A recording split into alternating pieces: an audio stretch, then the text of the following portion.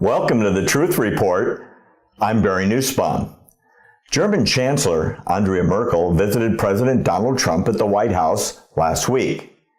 While you can never know everything that was discussed in the Oval Office private meeting, we can piece together a pretty good picture of what was discussed by reviewing the Business Roundtable video, plus the address from each of the leaders in front of the press and their subsequent answers to the press's questions. Here are the main points we should take away from last week's meeting. 1. President Trump on Friday once again suggested former President Barack Obama wiretapped him during the 2016 election. The president briefly touched on the wiretapping comment controversy when asked by a reporter from Germany about his allegations from earlier this month. Quote, "At least we have something in common, perhaps," unquote, Trump quipped. Merkel cracked a smile as reporters in the room laughed. Trump's comment was a reference to a 2013 report that the U.S. National Security Agency had listened in on Chancellor Merkel's phone calls unknowingly. An inquiry was launched in the allegations after former NSA worker Edward Snowden revealed details of the secret U.S. eavesdropping programs. Merkel declared at that time that, quote, "spying among friends was unacceptable," unquote. The incident blemished an otherwise strong diplomatic relationship between Obama and Merkel.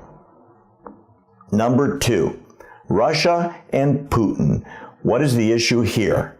Well, Angela Merkel is a Putin expert. She grew up in East Germany when it was still part of the old Soviet bloc. She speaks fluent Russian. Merkel speaks to Putin virtually every week by telephone. She has told confidants she sees it as part of her essential duty. However, she is not someone who admires Putin in the same way Trump has expressed, so she will be a good person to temper his enthusiasm for Russia and Putin. Merkel is the EU leader who knows Putin the most intimately. We will need to watch to see if Trump changes any of his statements regarding the Russian leader in the future after the Merkel meeting. Number 3, NATO. Is Germany aligned with the U.S. on NATO? Well, not so much until last week. Merkel should be pleased that some of Trump's envoys have expressed commitments to NATO way more supportive than his statements during the campaign. Still, he continues to demand that NATO members increase to 2% of GDP their defense expenditures. Only 4 nations, Greece, Estonia, Britain, and Poland, are spending that much. Germany is, get this, number 14, way down the list, with just 1.2% of its GDP to defense. Still, that's $39 billion. Trump said many nations owe vast sums of money from past years and it's very unfair to the United States, unquote. And these nations must pay what they owe, he says. He then thanked Merkel, who was standing beside him, for Germany's apparent commitment to increase defense spending and work towards contributing 2% of GDP to NATO. Once Germany gets up to that promised level, they will still be well under the U.S. contribution of 3.6%. Germany, don't forget, is on the front line. The United States is thousands of miles away from the possible enemy of Russia and all the others in the Middle East.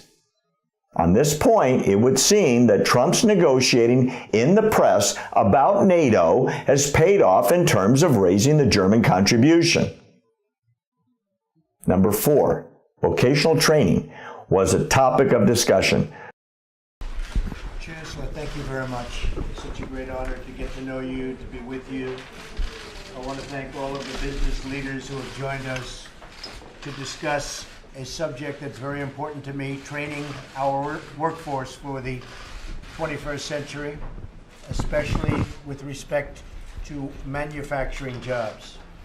We're working every day to bring back jobs to our country, and thousands are already coming back. You're seeing it, you're reading about it in the papers every single day. We want to make sure that we have the workforce development programs we need to ensure these jobs are being filled by American workers. Trump talked about it in his statement to the press. This demonstrates further evidence, by the way, of the first daughter's influence in the White House. A White House official said Merkel's staff reached out to Ivanka Trump about setting up the business meeting which took place earlier in the day. During the session, Trump and Merkel talked with American and German executives and discussed how these companies can better train workers in both countries. In his opening remarks, Trump said that, quote, training our workforce for the 21st century was a top priority. And then he added, we want to make sure we have the workforce development programs we need to ensure these jobs are being filled by American workers. Ivanka Trump, who recruited the American executives in attendance, guided the discussion. She praised her father's commitment to creating millions of jobs and stressed the need for private investment. She noted, quote, ingenuity, creativity often comes from the determination of the private sector, unquote, from Ivanka.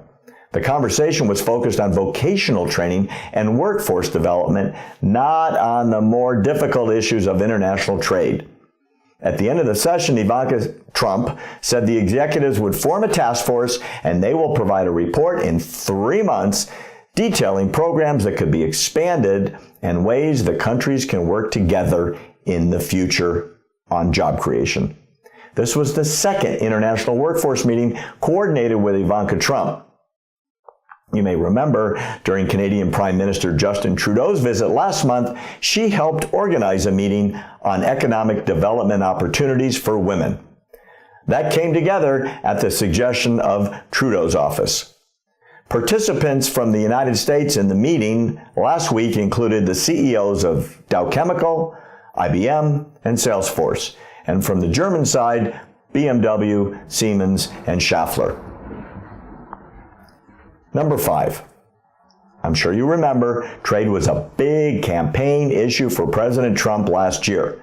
Germany posted a $65 billion trade surplus with the United States, and so far this year, they're running ahead of last year's record number. During the campaign, Trump had threatened to impose a 35% tariff on German car makers who import their products into the United States. But Merkel could also point out that in reality, in 2015, German direct investment in the United States hit $255 billion.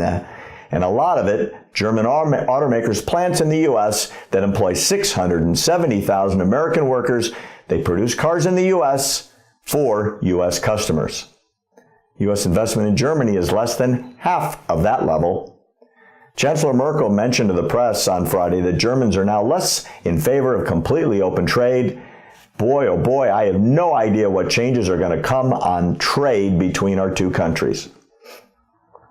Number 6, refugees and counterterrorism is probably the biggest source of contention between Trump and Merkel. During Donald Trump's campaign, he said that Merkel was ruining Germany by accepting hundreds of thousands of Syrian refugees who Trump claims conceal hordes of terrorists.